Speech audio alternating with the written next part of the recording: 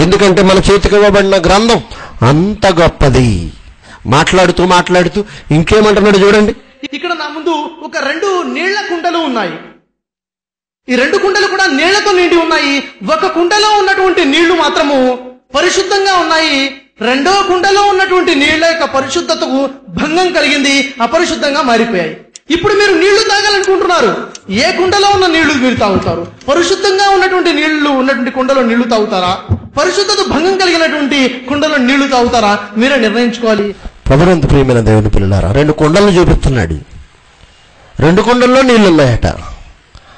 ఆ 2 కుండల్లో ఒకప్పుడు పరిశుద్ధంగా ఉంది, తర్వాత వీడు వచ్చాక అపరిశుద్ధం చేశాడు. అది ఎప్పటికీ పరిశుద్ధమే. ఏమండి, అది అపరిశుద్ధంగా మారిపోయాయి. ఇంకో కుండలో పరిశుద్ధంగా ఉన్నాయి. ఏది తాగుతారు మీరు? పరిశుద్ధంగా ఉన్న కుండలోనిది అపరిశుద్ధం చేసింది నువ్వు. ఏమండి, ఒకవేళ నీ కుండ పరిశుద్ధమని నువ్వు అనుకుంటున్నావేమో, ఒక్కసారి వెనక్కి తిరిగి లేదా ముందుకు వంగి చూసుకో, ఏముంటదో. ఏమండి, నీ కంటిలో దూలం ఉంచుకుని ఎదుటివాని కంటిలో నీ వాదనే పెద్ద పాపాల పుట్ట. సాల్మన్ రషీదీ అనేవాడు ఖురాన్ గురించి వాళ్ళ వర్గీయుడే, వాళ్ళ మతానికి చెందినవాడే ఖురాన్ గురించి ఏమని రాశాడు తెలుసా? సాటానిక్ వర్సెస్ ఆఫ్ ఖురాన్ అనే ఒక సాతాను మాటలు అని ఆ ఇస్లాం మతానికి చెందినవాడే చెప్పాడండి.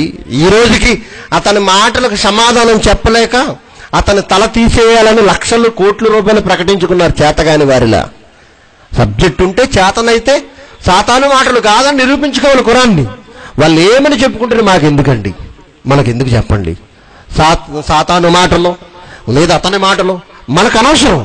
కానీ 500 సంవత్సరాల తరువాత ఈ ప్రపంచానికి మహమ్మద్ అనే వాడి ద్వారా ఇవ్వబడిన ఖురాన్ యేసు పరిశుద్ధతను స్థాపిస్తుందట. మరి యేసుక్రీస్తు యొక్క సంగతులన్నీ బైబిల్లో నుంచి సంగ్రహించి రాసినది మాత్రం అపరిశుద్ధమట. 2 కుండలు చూపిస్తున్నాడు. మా కుండలో నీళ్లు పరిశుద్ధంగానే ఉన్నాయి, నువ్వే కుండ మాకు ఇవ్వవసరం లేదు.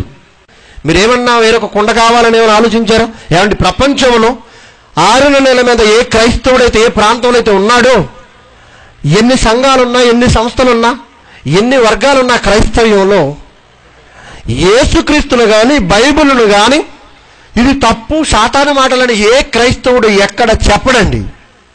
కానీ ఇస్లాంలో అయితే అతను వర్గీయుడైన సాల్మన్ రషీదీ అనేవాడు మాత్రం సాతాను మాటలని ఖురాన్ గురించి మాట్లాడాడు.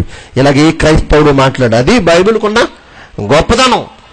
ఎన్ని సంఘాలన్నా ఉండొచ్చు, ఎన్ని సిద్ధాంతాలైనా ఉండొచ్చు, కానీ ఎన్ని సంఘాలున్నా, ఎంతమంది బోధకులున్నా ప్రపంచంలో ఏ ఒక్కడు కూడా బైబిల్ని దేవుని మాటలని నమ్ముతాడు తప్ప ఇది తప్పు అని కానీ సాతాను మాటలని కానీ చెప్పడు.